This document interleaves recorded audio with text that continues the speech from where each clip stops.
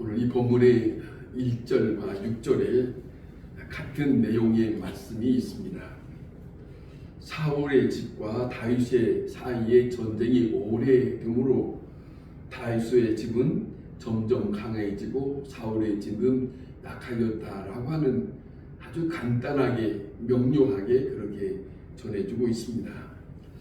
사실 저는 사무엘 상하를 보면 대표적인 인물로 사울과 다윗 이 두 사람을 대표적인 인물로 우리가 보게 되면 사울은 하나님 앞에 어떻게 살았으며 그리고 그 위대한 다윗은 하나님 앞에 어떻게 살았는가, 그 과정이 사무엘 상하에 잘 기록이 되어 있어요. 그 내용을 우리에게 많이 교훈하고 있고, 또 사울의 입장에서는 하나님의 말씀을 어떻게 대했으며 다윗은 하나님 앞에 어떻게 대하며 살았는지 우리가 낱낱이 그 내용 속에서 우리에게 밝혀주고 있습니다. 그런 과정의 모든 일들이 이렇게 기록이 되어 있습니다.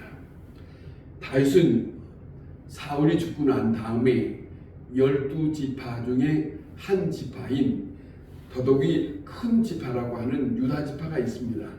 그 유다 지파를 이 사람들이 함께 모여서 다윗을 자기의 왕으로 삼았습니다.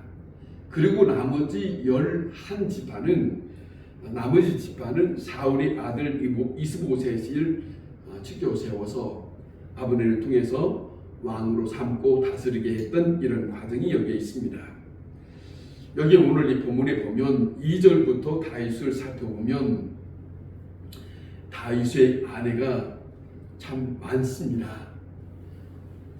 곳곳에 이곳저곳을 살면서 한 사람 한 사람 여인네들을 얻었던 일들이 있는데 아내가 6명입니다. 6명입니다. 다윗이 하나님 앞에 충성되고 좋은 사람이었습니다만은 정말로 그러나 다윗에게 잘못한 것이 있었던 것은 자기 자신 때문에 화를 당한 일도 있고, 또 하나는 아내 때문에 그에게 살아갔던 큰 문제 중에 한 문제 부분을 차지한 것이 바로 아내들 때문이었습니다. 그 아내 여인들을 많이 거느리기 때문에 자식들이 많습니다. 왕자들이 많기 때문에 서로의 다툼이 있던 것은 사실이 아닙니까? 그러니까 어느 처지든 또 어떤 문제든 간에 심은 대로 거둔다 하는 그런 말씀의 이치와 같은 그런 관계가 여기 있습니다. 여러 여인들을 둠으로 인해서 자식들이 태어났고 그들의 세력 속에서 이만저만이 아닌 것을 왕자들의 세계 속에서 우리가 지켜보는 그런 일들이 있습니다. 왕이 이렇게 하니까 또 하나는 그의 신하들도 왕을 따라서 여인네들을 하나 둘 얻게 되어서 그들과 함께 지내는 모습들이 발생하게 되었다 하는 내용입니다. 6절에 보면 사울의 집과 다윗의 집 사이에 전쟁이 있는 동안에 이 아브넬이 다윗의 집에 이스보셋을 통해서 왕을 세웁니다. 왕을 세우는데 이 이스보셋을 통해서 자기는 함께 뭔가를 누려보려고 했지만은 시간이 흐르면서 아브넬을 세력이 있습니다. 왕은 이스보셋을 세웠지만은 요즘으로 말하면 핫바지처럼 세워놓고 아브넬이 모든 것을 장악하고 사는 그런 입장이 되었습니다. 이 아브넬이 오늘 이 본문에 보면 이런 내용이 기록이 되었어요. 사울의 첩과 관통했다고 하는 그런 내용이 기록이 되었는데 이 내용은 이스라엘 사람들의 전통으로서는 사실이 아니라고 한다 합니다. 아마 연희 속에 하나의 잔치집에 좀 가까이 지냈던 그런 모습이 이스보셋에게 눈에 띄었던 것 같습니다. 그래서 이스보셋이 네가 왜 내 아버지의 첩을 간통하느냐 하는 말을 하게 된 것 같습니다. 그런데 어쨌든 왕이기 때문에 왕의 충고는 신하가 그대로 받아들였으면 좋은데 왕의 충고를 이 신하가 그렇게 당연한 것처럼 받지 않았습니다. 오늘 이 본문에 보면은 아브넬은 충고를 받아들이지 않고 이스보셋이 말하는 것을 불편하게 생각했다, 분개했다라고 하는 이 내용 속에, 이 구절 속에 기록이 되어 있습니다. 왜 그러는가 하면은 이 아브넬이 군대 장군이거든요. 자기 세력이 있다는 것이죠. 그러니까 내가 지금 세력이 있다, 내 덕에 당신은 지금 왕의 자리에 있는데 어찌하여 나에게 이렇게 충고할 수 있느냐 하는 못된 마음의 모습이 드러나게 되었다는 거죠. 내 덕에 내가 왕 노릇을 하면서 내게 어떻게 이런 말을 할 수 있느냐, 이것 때문에 아브넬에게는 축복을 가지 않습니다. 자, 아브넬은 어디까지나 장군입니다. 그런데 그것을 빌미해서 나를 당할 자가 누구냐 하는 그런 위세, 그것은 여전히 옛날이나 지금이나 아마 앞으로도 이런 모습들이 그 시대 시대마다 볼 수 있는 그런 장면입니다. 왕이 나이가 많든 적든 간에 왕으로 세워지면 왕으로 대접해야 하는 것이 당연한 이치 아닙니까? 또 신하는 신하거든요. 그런데 이 아브넬의 입장에서는 왕의 충고에 대해서 매우 불편하게 생각하는 모습을 여기 드러내고 있습니다. 이건 아주 잘못된 모습으로 아브넬이 하고 있는 그런 모습이 여기에 담겨져 있습니다. 아브넬이 불평이 많은 가운데서 하는 말을 우리가 함께 들어볼 수 있는데, 내가 오늘 당신의 아버지의 사울의 집과 그의 형제와 그 친구에게 은혜를 베풀어서 당신을 다윗의 손에 내어주지 아니하였는데, 이렇게 말합니다. 나는 당신을 이렇게도 할 수 있고 저렇게도 할 수 있는데 내가 당신을 어떻게 한 줄 알고 있느냐. 충분히 다윗에게 넘길 수 있지만은 그렇게 하지 않았다. 그런데 어찌하여 당신은 내게 그런 충고를 할 수 있느냐, 이렇게 나오고 있다는 것이지요. 자, 이것이 얼마나 불편한 관계인가 하는 것은 자기가 가지고 있는 군대 장관으로 가지고 있는 위세, 그 권세, 그러니까 왕으로 세운 것은 자기가 세웠다는 것이죠. 이런 모습이 있습니다. 9절에 이런 말이 있습니다. 여호와께서 다윗에게 맹세하신 대로 내가 이루게 아니하면 하나님이 아브넬에게 벌 위에 벌을 주시기를 원한다 까지 말합니다. 이렇게까지 맹세합니다. 내가 이 나라를 다윗에게 넘겨줄 수도 있다. 이게 엄청난 말입니다. 그죠? 내가 다 할 수 있다. 내가 다 할 수 있다라고 할 수 있는 말은 사람이 그렇게 말할 수 있는 입장은 아니거든요. 자, 무슨 말이냐면 이스보셋의 왕관을 언제든지 벗길 수 있다. 자, 내가 이 나라를 다윗에게 언제든지 넘겨줄 수 있다. 이 말이, 이 모습이, 이 마음의 태도가 얼마나 교만하고 얼마나 불순한 모습인가, 그런 모습이 보여지고 있습니다. 이건 아주 나쁜 모습을 우리가 보게 됩니다. 여호와의 이름을 들어서 맹세하면서 자기가 다스린다고 생각하는 이 모습이 시대마다 나타나는 인간들의 교만이, 이런 모습으로 나타나는 교만이 우리가 볼 수 있다 하는 것이죠.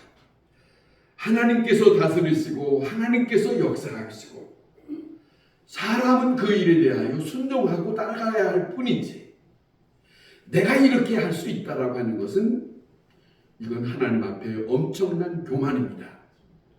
교만이에요. 이스라엘의 역사 속에 하나님의 백성된 이스라엘이 잘못되어서 저 느부갓네살 왕을 사용했습니다만은 느부갓네살 왕이 이스라엘 백성들에게 함부로 한 것을 하나님은 용납하지 않았습니다.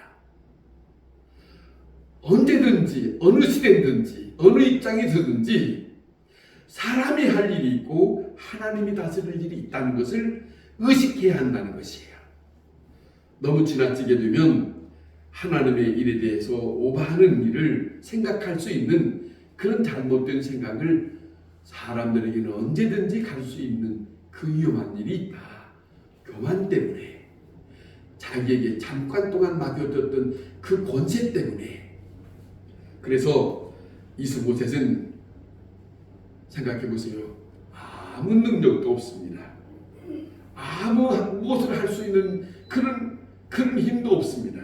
그러니까 아브넬에 대해서 두려워해요. 무서워해요. 그래서 말 한마디를 못해요.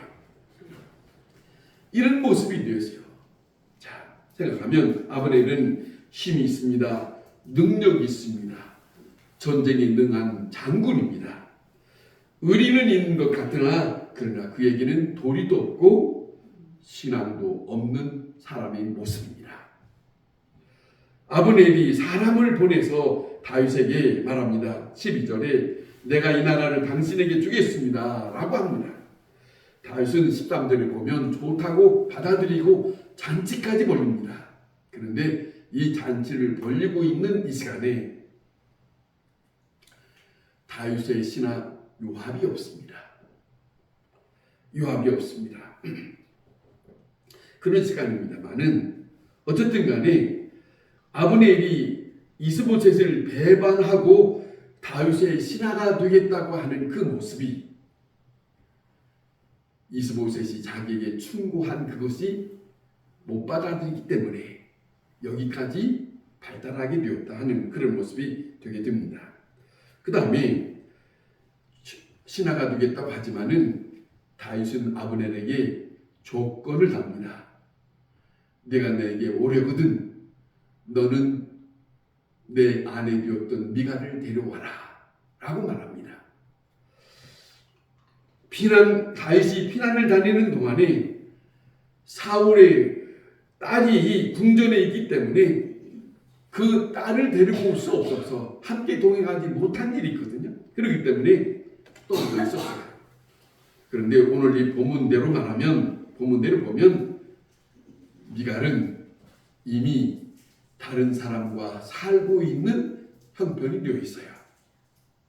다윗이 그 일을 알고 있는지 그 일을 모르고 있는지는 자세한 내용이 없습니다만은 어쨌든 간에 이 아브넬은 다윗의 말을 듣고 그 일을 진행하게 됩니다.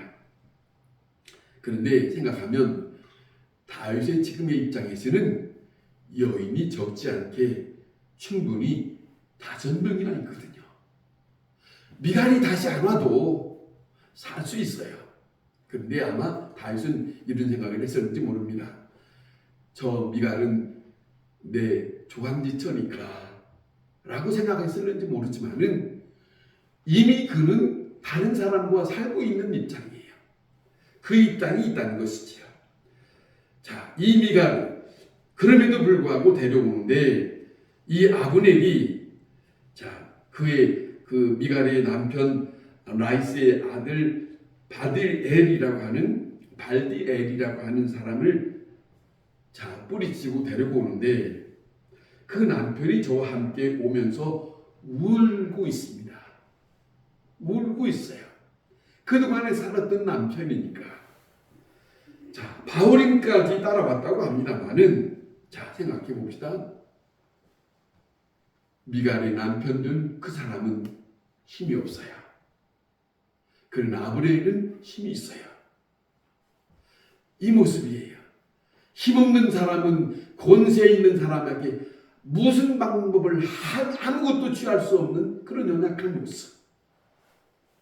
이런 모습이 먼 옛날이나 지금이나 여전히 그 모습은 보여지고 있다 하는 것을 우리가 오늘 이 본문에서도 보게 됩니다.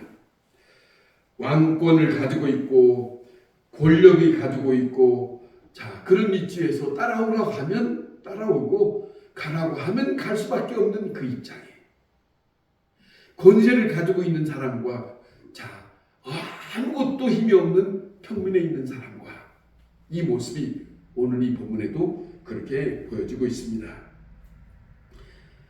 힘과 폭력과 그런 것이 이 세상에는 나타나고 있지만은 이것보다도 위에 있는 것은 도덕입니다.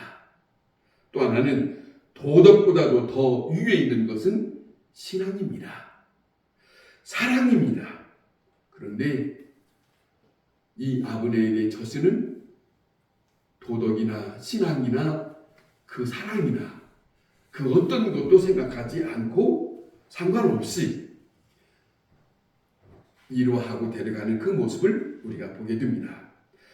아브넬이 사정도 보지 않고 인정도 없이 그저 빼앗아가는 그 모습이 폭력입니다.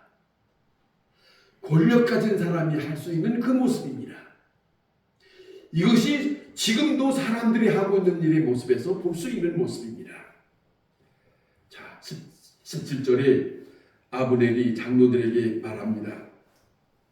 다윗을 왕 삼아야 된다고 그렇게 말하지 않았느냐. 아마 전에 서로 얘기를 했던 것 같습니다만은 이제 그 일을 진행해야 할 때가 왔다 하는 그런 뉘앙스를 지금 여기에 나타나고 있습니다.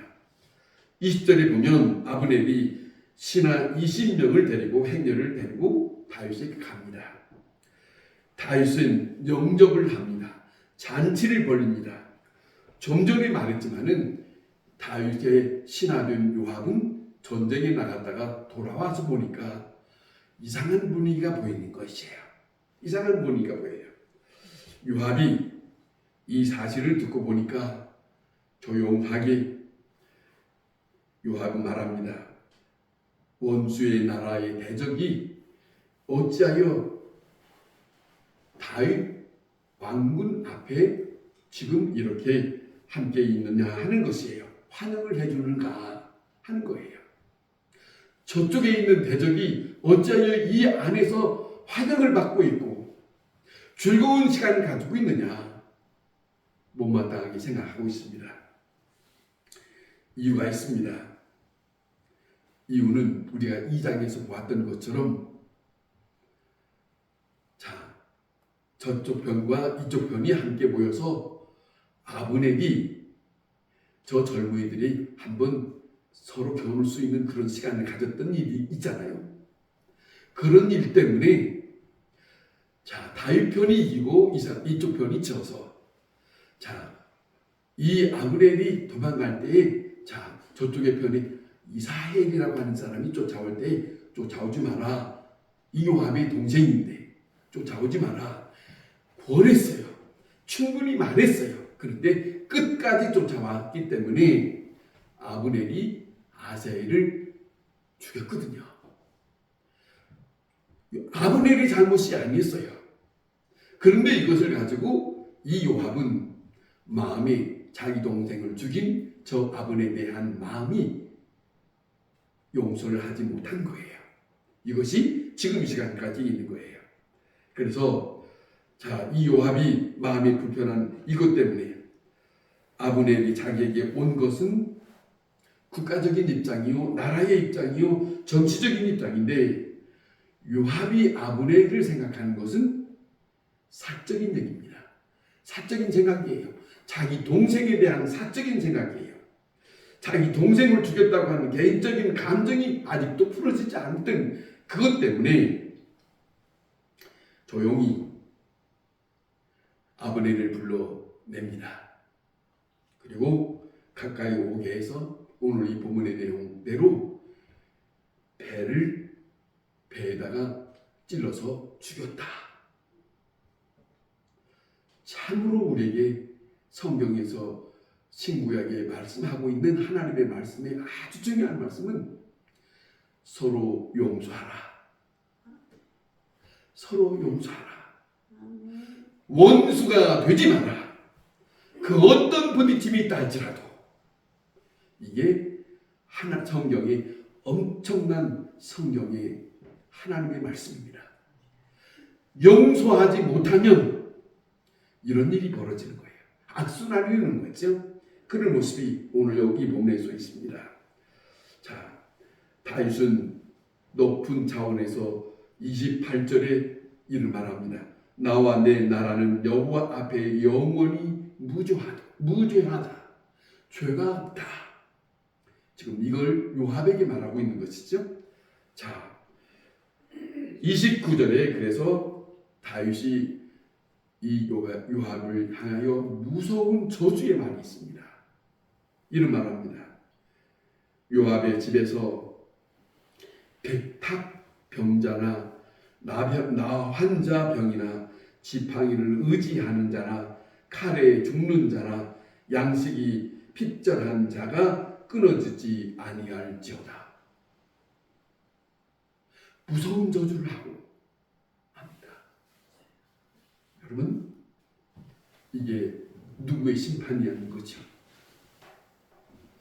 사람이 사는, 성경에서 우리에게 말씀하고 있는 것은 사람은 하나님의 말씀을 받아들여서 하나님의 뜻 가운데 살아야 마땅하다는 것이에요. 그것을 지나치면 하나님의 입장에서는 더 용서가 없어요. 보세요. 다윗이 말하는, 한편 생각하면 다윗이 요압에게 이 말은 하나님의 심판적인 의미가 있어요. 상대가 잘못한 것이 있다 할지라도 감정적인 것이 앞서면 안 된다는 거죠. 보세요. 그 모습을 다윗은 사울 왕으로부터 쫓겨다니면서 신하들에게 명확하게 다 잘 보여줬어요. 사울이 그렇게 자기를 죽이려고 했을 때 사울이 굴에서 왔을 때 충분히 죽이려고 했던 몇 번이 있었지만은 신하들은 죽일지다 했을 때 다윗은 그러지 마라 말렸어요. 그는 하나님의 기름 부음 받은 자다. 손대지 마라. 보세요. 전혀 저쪽에서 대항한다고 내가 대항하는 것을 다윗은 보여주지 않았어요. 여전히 다윗이 왜 하나님으로부터 왜 내 사랑하는 다윗 왜 말을 듣는가? 우리가 이 사무엘 상하를 보게 되면 그에게는 깊은 것이 있어요. 하나님에 대한 의식이 있어요. 그걸 잊어서는 안 된다. 그걸 가지고 살아요. 그 입장에서 아브넬을 대하고 요압을 대하고 이러고 살면서 하지 말아야 할 일은 하지 않아야 되는데 이런 거지요. 이 모습이 있습니다. 감정적인 것이 먼저 앞서는 것보다는 하나님의 뜻이 어디 있느냐가 더 생각해야 할 그 부분이 우리가 하나님 앞에서 사는 사람의 마음이 거기에 있어야 한다. 그걸 우리에게 전해주고 있다는 것을 우리가 기억해야 할 것입니다. 기도하겠습니다.